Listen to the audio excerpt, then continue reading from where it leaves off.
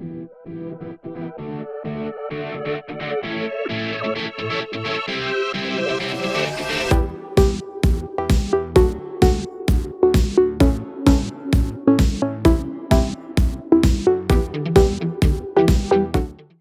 everyone. We welcome to our session on timeless lessons in wealth creation. I'm Sayukta, and I'll be the moderator for this session.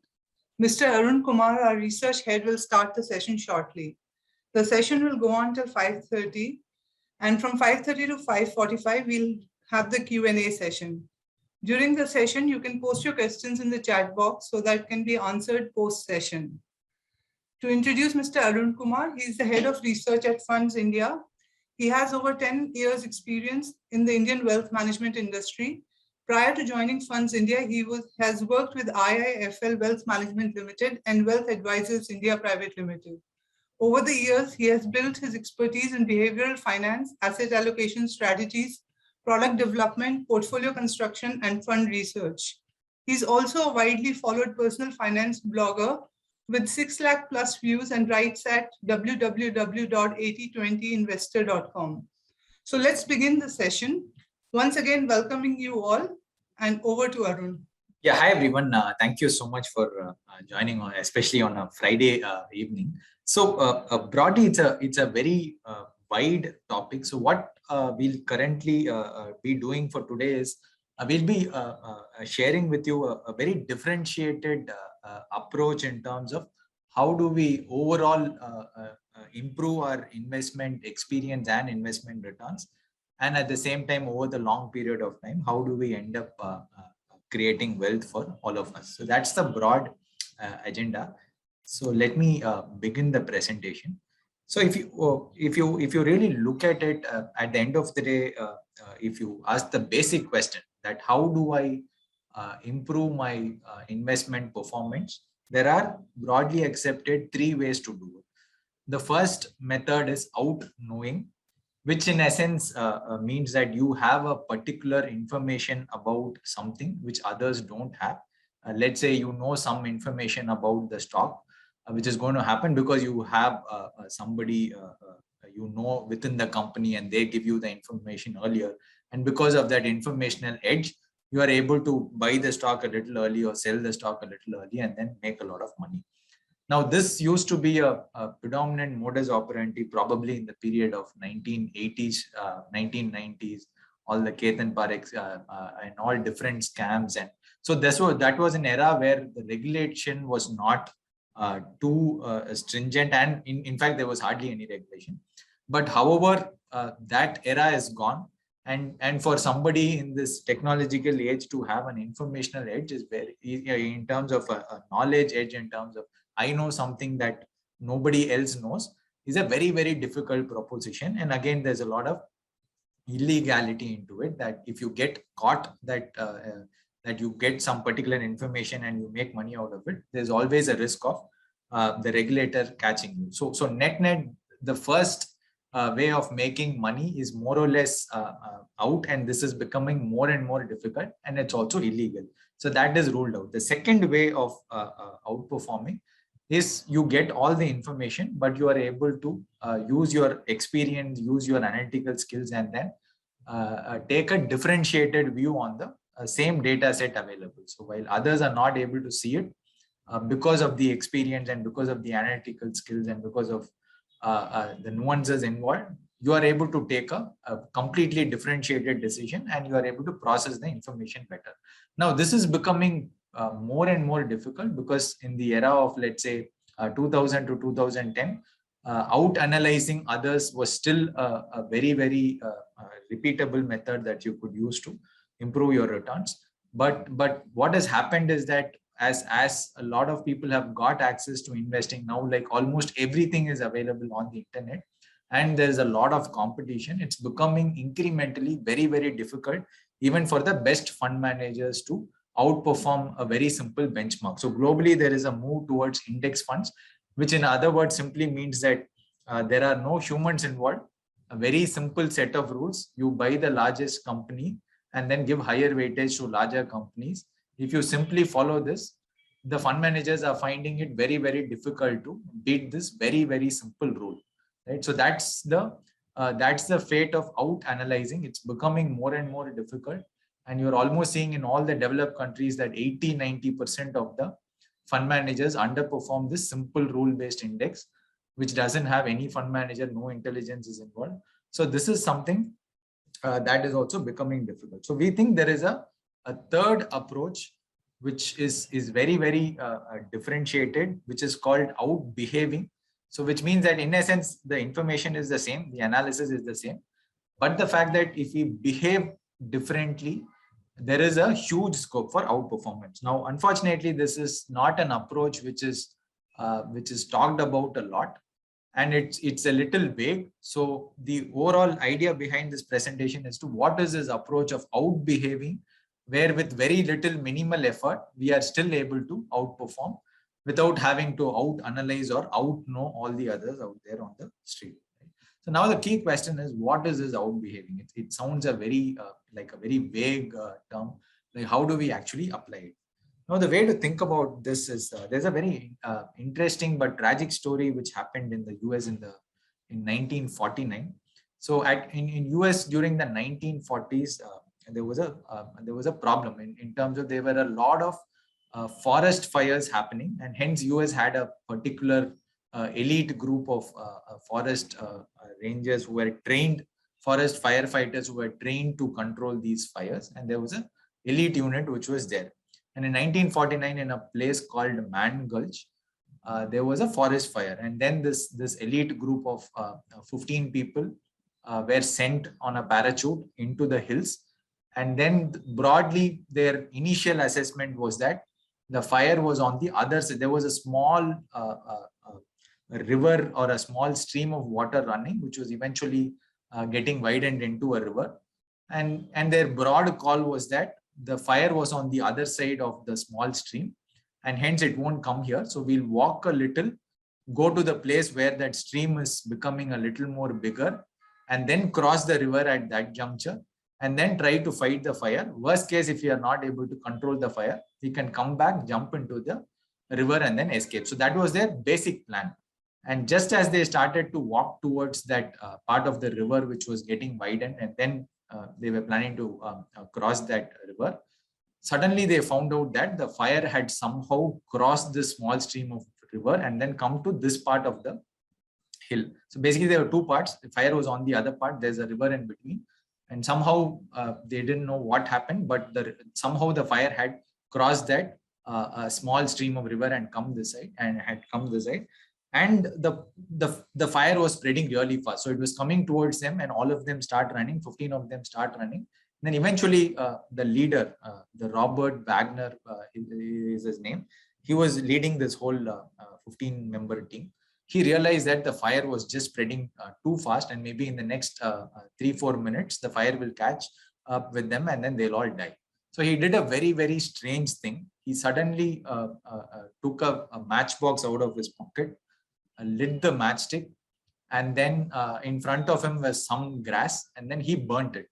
So everybody got shocked because there is a fire coming behind you, and then you are burning, you are creating another small fire here. Like, what was the logic? None of them understood. And then suddenly when that small fire that he had lit burnt all the grass out there, it created a small circle kind of a surface where that ashes were there. He jumped into the ashes and called all of them to come into that circle kind of a thing, which had only the ashes. Now, obviously, it is not intuitive, and it made no sense. So everybody started to run. And unfortunately, all the other almost 13 members died because the fire obviously crossed it. And to the surprise of everybody, this particular person, Robert Wagner, escaped without any major injuries. So this is called as escape fire, where it's a methodology where, like, the basic idea is that if you create a small space where there is no fuel for the fire, basically the grass is which will make the fire even more easier to spread. So if you create a space and then you hide there, this is a fire technique which was kind of popularized during 1930s, but nobody had used it on a very regular basis. But Wagner had used, and it became very popular. And this was called escape fire methodology. Now, if you really look at it, everything that happened was counterintuitive. Some fire is coming towards you. The natural intuition is to run away from it. But here was somebody who kept another smaller fire and then jumped into it, into the ashes, and then escaped, though the fire had passed over him. Nothing happened to him.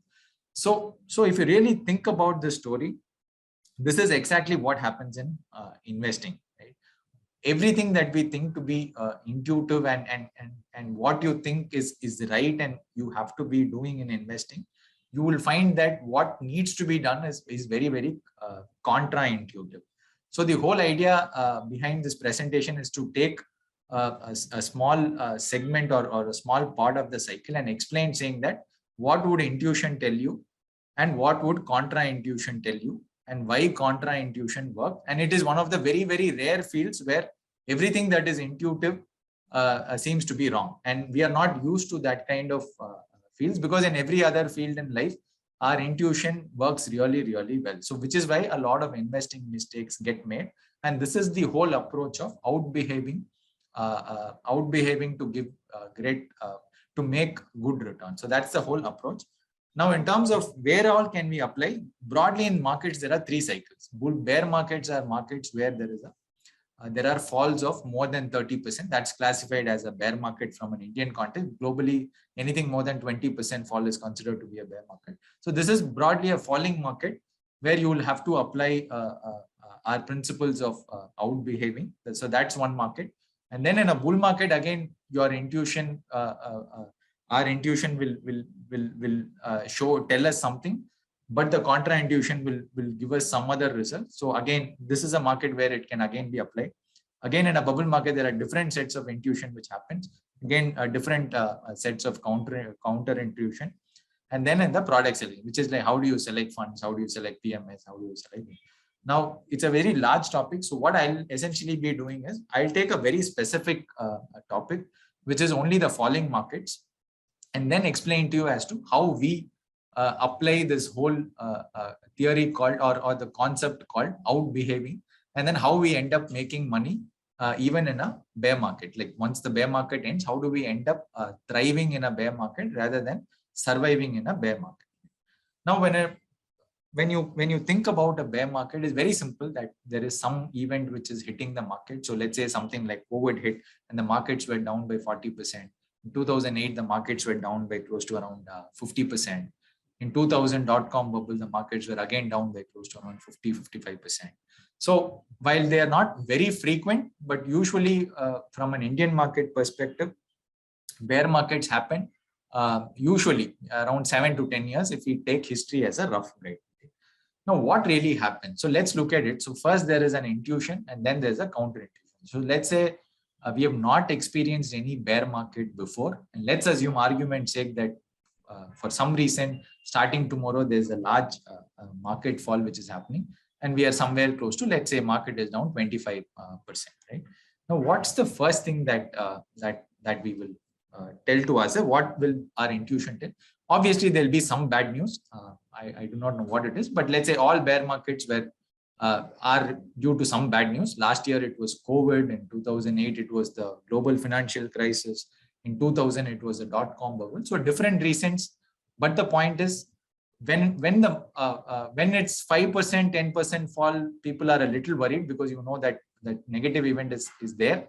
And so you ask the question saying, will it go down further? When let's say it goes down to 20%, then you ask the question that, why don't we take the money out now?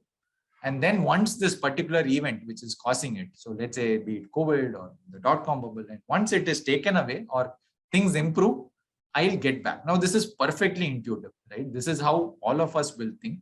Now, the point is, let's check, right? This is intuition, but let's check why this very, very simple statement that let me take my money out at a 15% or a 20% correction and then get back in at a later point in time at a, let's say, 40%, 50% fall.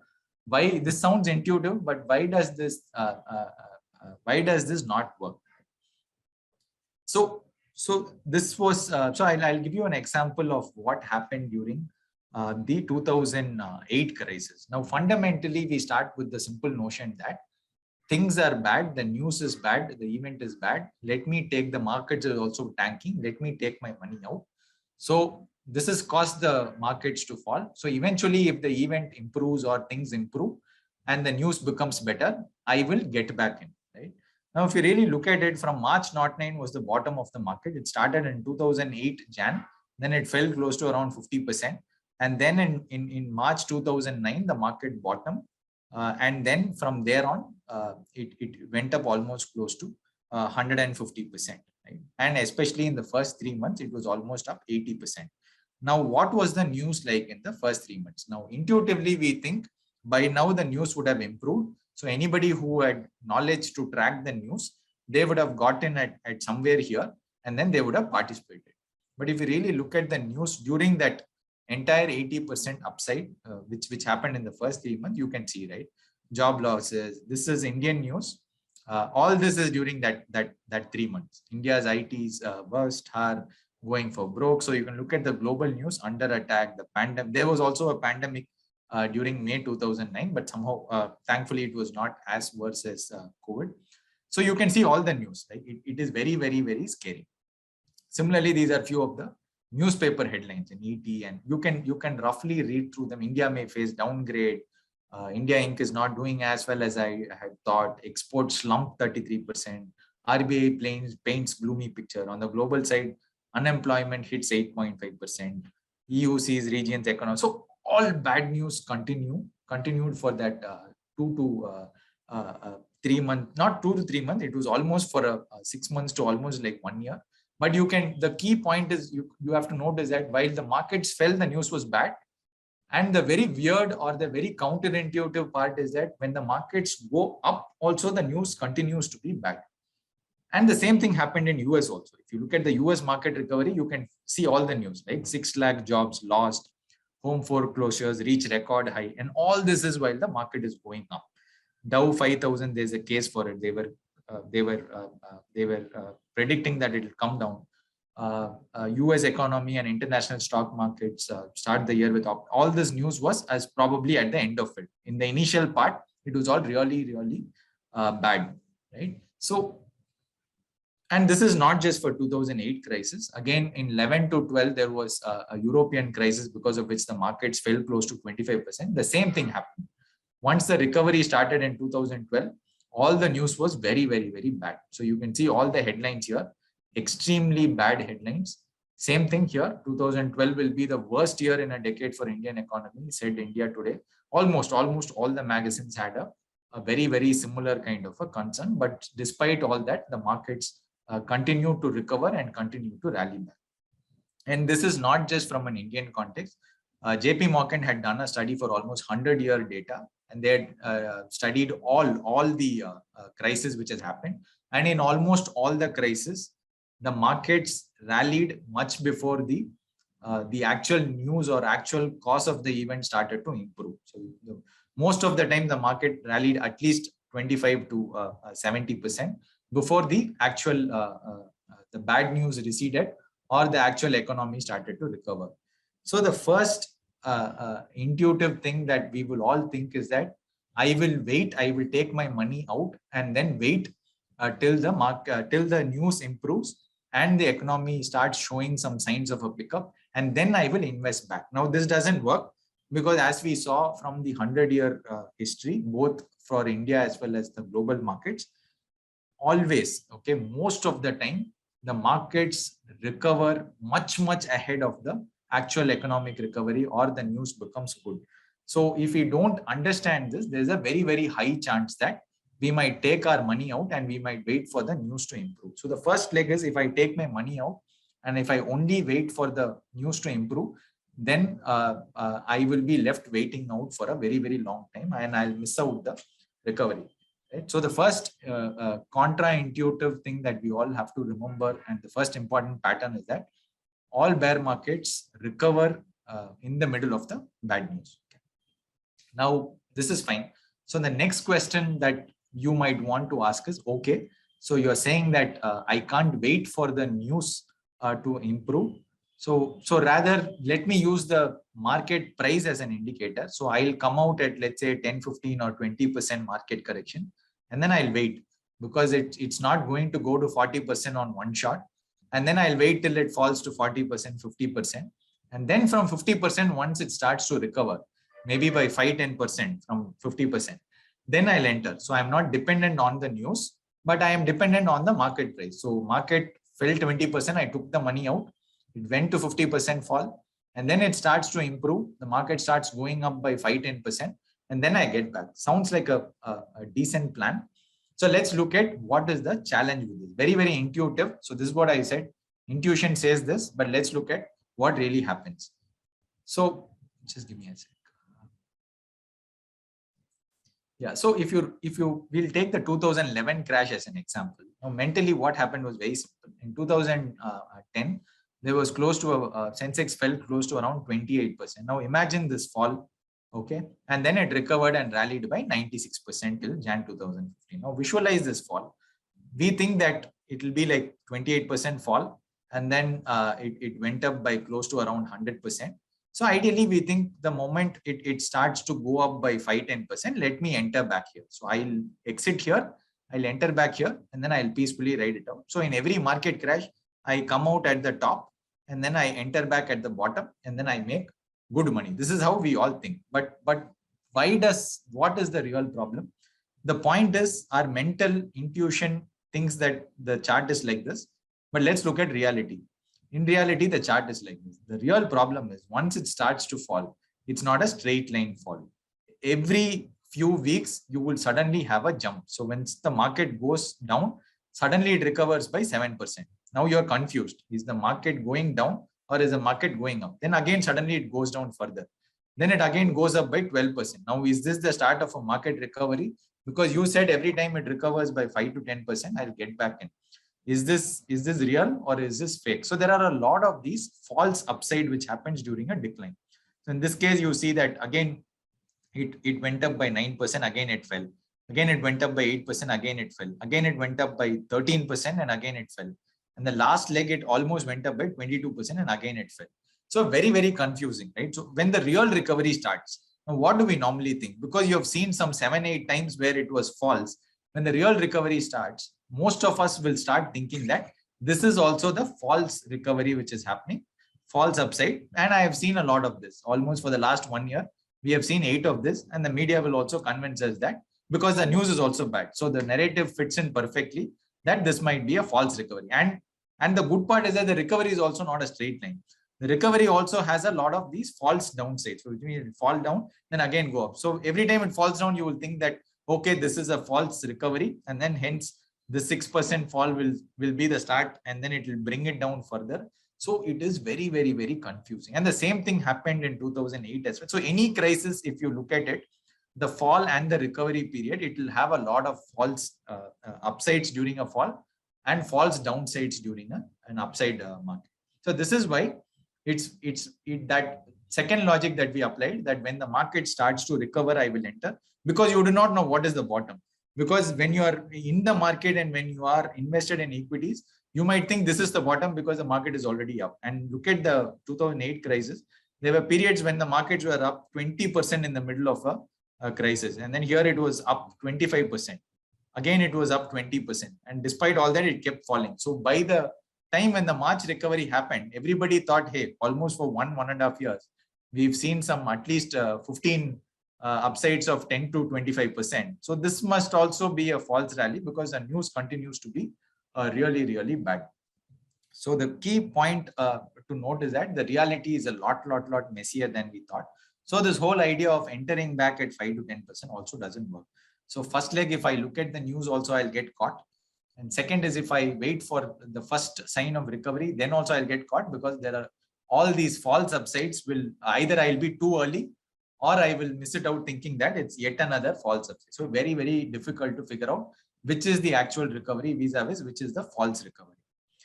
Okay, so this is the second counterintuition. All bear markets include several false upside rallies, and the recovery also has several false declines. Right? So, okay, now the key question is, okay, so I cannot follow the news and figure it out. I can't look at the price and figure it out. What if we listen to some market expert out there who can let me know when the markets will recover? Now, these are some of the biggest market predictions which happened during the last 10-year period in US. And you can see that all of them were calling for a market correction almost for the last 10 years. Right? And the idea behind them is that most often than not, they keep calling for a market correction again and again. And just like a broken clock will be right 2 times a day, someday they will get the call right, because inevitably markets will crash at some point in time.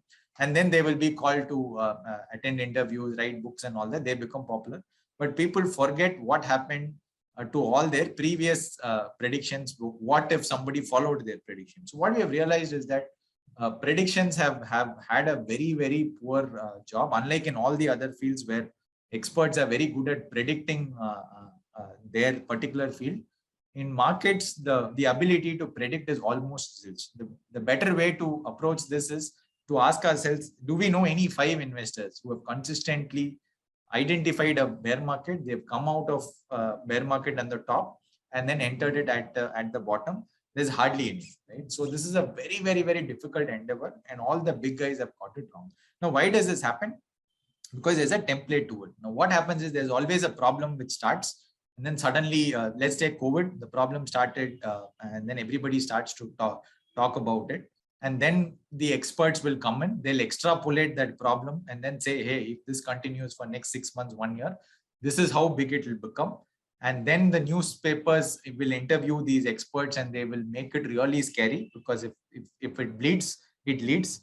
So till the first 3 points is a template. There'll be some bad event, everybody starts to talk about it, the experts extrapolate, the newspapers makes these experts famous, and it's all perfect and everybody is scared. But what the fatal flaw in this is that suddenly out of nowhere, there's a game-changing innovation which comes, right? And this usually comes because of some human innovation, because that's, as like initially everybody told there can't be a vaccine. And suddenly we found that almost everybody was coming out with a vaccine. So this game-changing development always happens. It can be a central bank action, it can be a government action, it can be human innovation, some form of a surprise comes in which none of the experts are able to predict, just like what happened this time. So this is, and then when you look back at it, you will be like, this we should have predicted and all that. But this is a template that keeps happening, which is why a lot of these expert predictions go for a toss, especially in a bear market.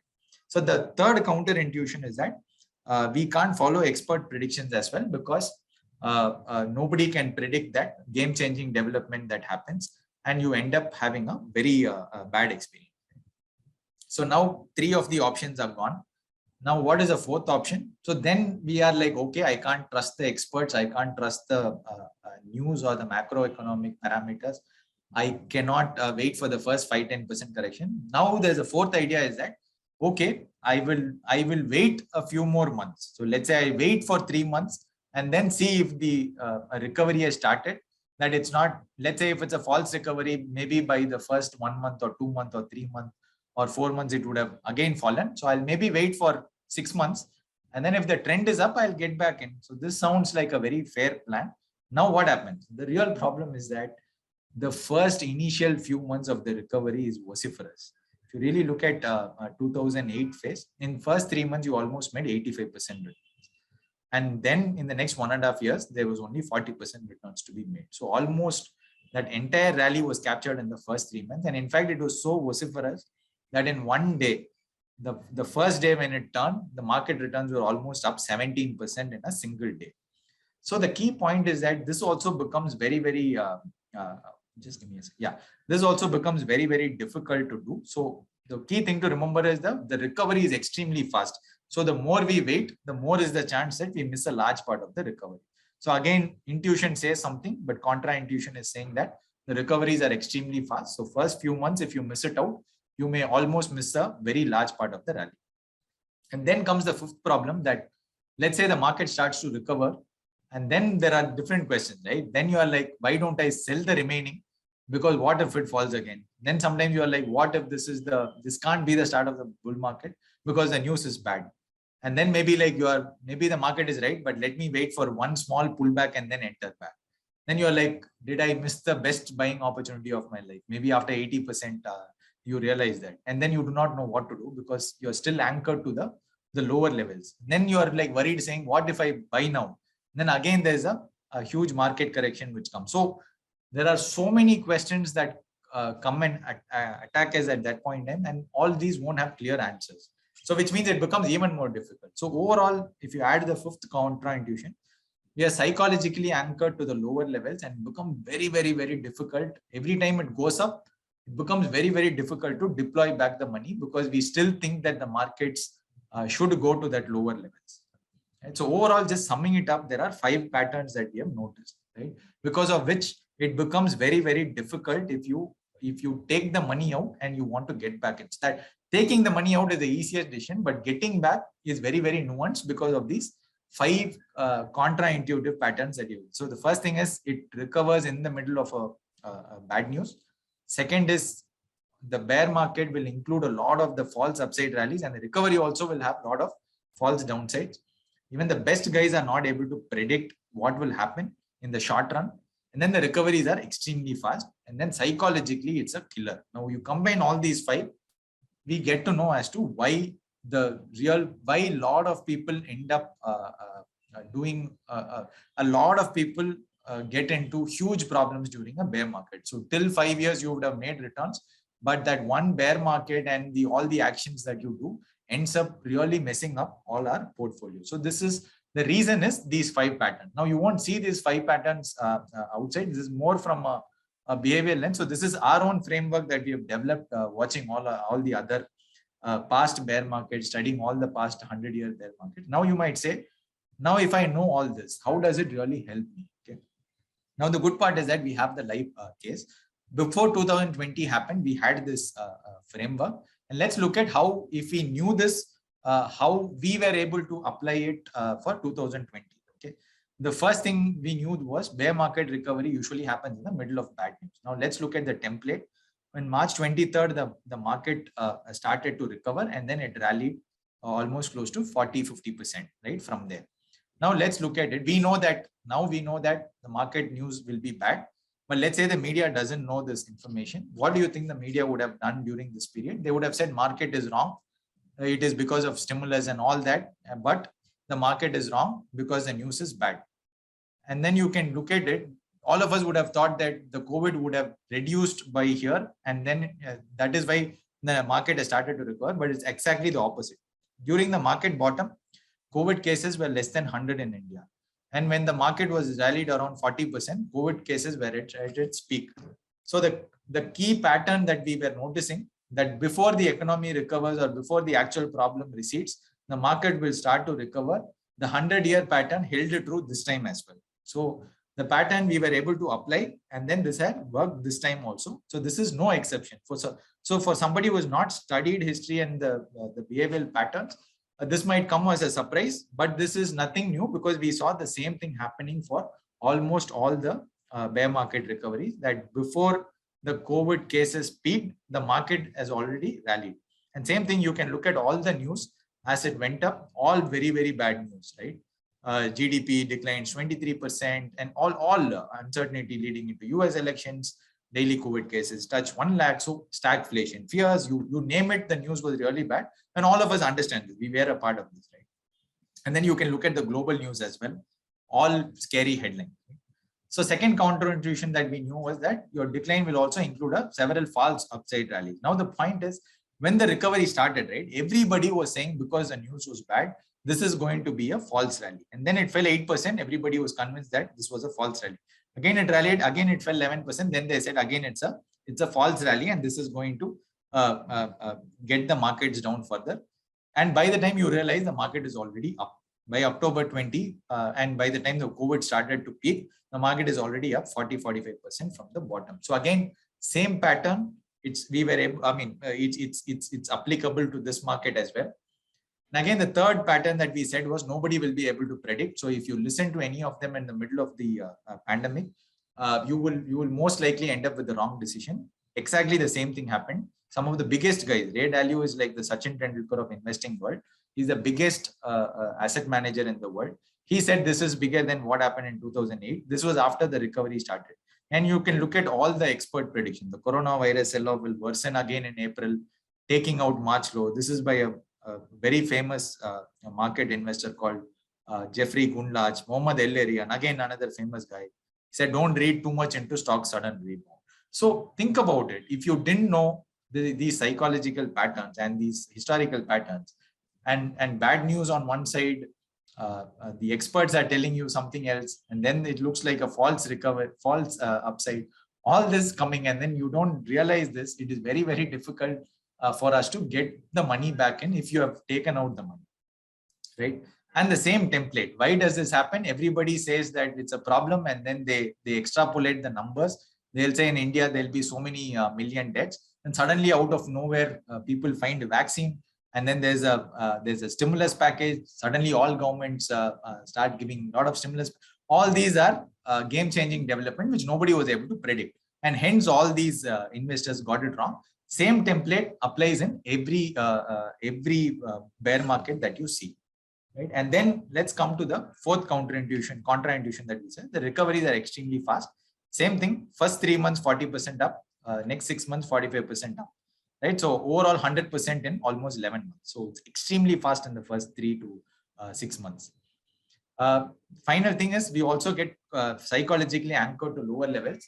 Here we also found that another different pattern was also happening, that once the market recovers back to the previous level, close to 42,000, a lot of people are very happy that at least they've got the original levels back, and they start to redeem. So most investors had redeemed between 35,000 to 50,000 levels. All of us know that currently we are at 60,000 levels. So again, this is also one more way of losing out money, that you don't take it out in the middle of a bear market, but once it starts to recover, in the middle of a recovery, you are anxious to get out as fast as possible, that you get out at far, far lower levels, missing out almost like a 30-40% upside. So net you have lost money. So let's say you had 1 crore. If you had left it there, it would have been, let's say 1.4, 1.5 crores. Because you took it out, that 40 lakhs or 50 lakhs is the loss. But unfortunately, that 40 lakhs or 50 lakhs will never be shown in your portfolios, because you've taken the money out and the 1 crore looks safe. So this is one more way in which you can lose out money. So overall, the idea of studying, taking a behavioral approach is that it helps you become a little more saner when things around us are going crazy. And if we were able to apply this framework in 2020, and because of which it becomes a little more easier in terms of how to handle this. And these are patterns which are repeating year after year, almost all the bear markets. Now, why does this repeat? Very simple, because human behavior doesn't change. The whole behavioral patterns around greed and fear, and especially when a lot of people get together and a lot of people are going through fear or greed, the behavior remains almost the same, irrespective of the event. 100 years back also it was same, 200 years back also it was the same. So which means that this is a structural thing. Once we study and understand how behaviorally it works, it helps us to make a lot of money, or at least avoid the biggest mistakes which happens in a bear market. So we know that the biggest mistakes that happens in a bear market is that you shouldn't sell out of it, because getting back in is very, very difficult. So one, you just sit there, don't do anything, just survive the bear market. Now the key question to us was, surviving is fine. Like if you don't do anything, you're still fine, because in 2020, if you started the year and then you didn't do anything, by the end of the year, you were up 16%. So this is surviving. But the whole idea was, how can we thrive? How can we take advantage of a bear market and make our clients additional money during the bear market? Because we now know these patterns had existed and they will continue. So what we studied was, we studied almost 40 years of the Sensex data, and we saw what was the fall that normally happens during each and every year. This is a temporary fall that happens almost every year, and we have seen that 10 to 20% falls happen almost every year, right? But the point is, you might think, if every year there's a temporary fall, does that year also end in negative? No. You can see that the blue lines are the positive returns. You can see that most of the year will end in a positive return, like 2020. But in between the year, there might be a fall, right? So that's how equity markets work. 3 out of 4 years, they end up in positive, and 1 year they end up in negative. But every year will definitely have a temporary fall of 10 to 20. So then we said 10 to 20% fall is not something for which we'll need to worry. But if it moves above 20%, goes to 30%, 40%, it's a phenomenal opportunity to make money, because every time it fell more than 30%, the upside from there was far, far higher. So historically, if you look at last 45 years, every time it fell, then it was a sharp recovery. Every time it fell, it was a sharp recovery. So this pattern applied again and again. The way to think about markets is that one step, 2-3 steps front, and then one step back, 2-3 steps front, and then one step back. And that's why over a long period of time, you end up making 14-15% was the historical returns. Maybe given the current condition, maybe you can expect around 10 to 12% as a rough estimate. So, but the broad idea is that it goes up in a pattern where it is one step back and then 2 or 3 steps forward, again one step back and then 2 or 3 steps forward. So once we knew this, then the key question was, how do we make money? Very simple. If we are able to invest money into equities, so let's say I have a debt portion, which is what we do via asset allocation. So the whole idea was, first leg was very simple, that you don't take the money out, right? Because we never know when the markets will fall and which is a 10-20% fall and which 10-20% fall which happens every year becomes a 50 to 60% fall, because that's the biggest confusion. So the first thing is not to do anything, which is basically surviving a bear market. But the key thing is, how do we end up making a lot of return? Very simple. If you invest at a fall of 30%, 40%, 50%, we know that because the market recovers far more than the fall over the next 2 to 3 years, we can make a lot of money. But the point is, while we know this based on history, it's very, very difficult, because this is just like our firefighting hero did. Like the fire is chasing you and then you have to lit another fire and then do something which is completely counterintuitive. So how do we do it? So this was our challenge. So now we have a framework in terms of how to approach this. We have the knowledge of how it works. But the point is, how can we convince people to actually do this, right? Because that's where the challenge. And this is where we got our idea from Starbucks. Starbucks was facing a very similar problem, not from an investment point of view, but they had a very weird, different problem. They were expanding left, right, center at some point in time. Now, obviously, all of us know Starbucks. They recruit very, very young people right from college. And these people are right from college, right? They go through a basic training and all that. And some customers are very, very rude. They get angry. And these young kids, being young kids, sometimes what happens is that if the customers are very rude or very angry, they start shouting back at the customer. And for Starbucks, this was a huge issue, because every time it happens, then somebody would complain, and then it would be made a big issue. And they were receiving a lot of complaints across all their new expansions that your staff is not good at handling people. So they wanted to solve for this. So they're like, how do I train? Because I can tell somebody saying that you shouldn't get angry, but that is really different from when somebody is shouting at you. How do I control their emotions? So they did a simple trick, that let us not wait till somebody shouts at you. We will preload the decision in terms of what you are exactly supposed to do. We'll have an if-then plan. So if the customer shouts at you saying that, hey, this barista has not done well, this is exactly what you do. And then they added one more page to their training manual, where every person had to write it down saying what is it that they'll do. So for each and every cases where the customers would shout at them, they had to write down saying what will exactly be the plan that they'll follow. So all the decisions, instead of having to be taken on a momentary basis, on a case-by-case basis, they had preloaded the decision. And this dramatically improved their performance of their baristas.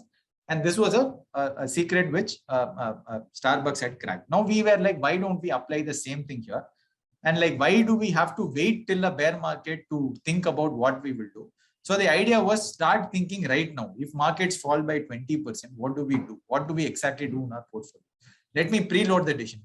Now, the other big problem we faced was, every day becomes a decision-making point, because there is market news, there's some expert saying something. So we said, first leg, it is already difficult to make decisions. And if we do it on a day-to-day basis, we will get confused, and it's very difficult to make people, very difficult for investors to follow that. So we said, let's simplify the whole thing. Only 4 points where we'll make a decision. Let's say if Sensex falls by 20%. Now leave these levels. It was a little, the levels are a little outdated. But you can roughly assume that if Sensex falls by 20% from here, which will roughly be around, let's say 48,000. And then Sensex falls by 30%. So those levels will be your decision-making point. All of us have a debt portion. So let's say somebody has 50 rupees in equity, 50 rupees in debt. They can mentally demarcate saying 30 rupees of debt, I will move into equity when there is a bear market, when the fall starts. So what will happen is, I'll move the 30 rupees, I'll demarcate it separately. And out of that, first 20%, I'll move into equities at a 20% fall. Second 30%, I'll move at a 30% fall. Again, remaining 40%, I'll move at a 40% fall. The last 10%, which is remaining, I'll move at a 50% fall. So we started preloading decisions. Now, this is not that you have to exactly follow this whole idea. The whole idea is that at a fall, if you invest, you make money. And roughly when we did the math, if you got a 40%, 50% correction, the returns that you get on this portion that you move from debt to equity is almost close to 50 to 60%. So that's a large 50 to 60% returns. It's a huge kicker to your portfolio return. So basically, instead of surviving a bear market, you are actually making money. And a lot of people were able to make money who had followed this kind of I'm saying a lot of people because it's very, very difficult for all of us to follow this. However, we preload the decision. And then we also decided that let's automate this. We have something called triggers where you can right now go and say at this level, you move from this fund to fund, so that during that point in time, we don't need to trust our intuition or emotions to solve for this. So that's the overall context that we wanted to serve. So we picked just one area, which is the bear market, and we've told you what are all the 5 behavioral patterns which happen and how if we apply contra intuition to it and we build a solution around it, we can end up making extra returns even during a bear market. Now, similarly, in bull market, there are a set of contra intuitions. Similarly, in a bubble market, there are a set of contra intuitions. And again, when you select products, there are usually we go select products with higher returns and all that. But there is a lot of contra intuitions there also. So once you put together, so any investment process, you will have to take down each of these 4. I've explained only one. Maybe if there is interest, we can do for other 3 as well. So any good investment process should have a framework for all these 3 cycles and for product selection, especially from a behavior lens. And if you put all these 4 together in each and every phase, you will be able to outperform and you will be able to add value to your portfolio. And if you put all these together and then you let it run, you don't need to monitor the markets on a day-to-day basis. Most of these can be automated. So you can sit back, relax, while these behavioral frameworks will help you make money. So this is how we have built an entire investment process around out-behaving the markets, where we are not trying to use too much of intelligence, but basically trying to see what are behavioral patterns which have been there for thousands of years, and we are just simply trying to take advantage of certain behavioral patterns which repeat year after year, centuries after century. And we think because behavior is very, very difficult to change, this will again continue for the next 100 years and maybe the next 200 years. So it's a very different approach of looking at things, but this works really well. So you can definitely start looking at behavioral frameworks to ensure that you have a behavioral framework for bear market, bull market, bubble market, and product selection. And if you put together, you can have a very, very, very good investment experience. And over long term, we believe this can help you create a lot of wealth. So that's broadly what we wanted to share for this session. Thank you.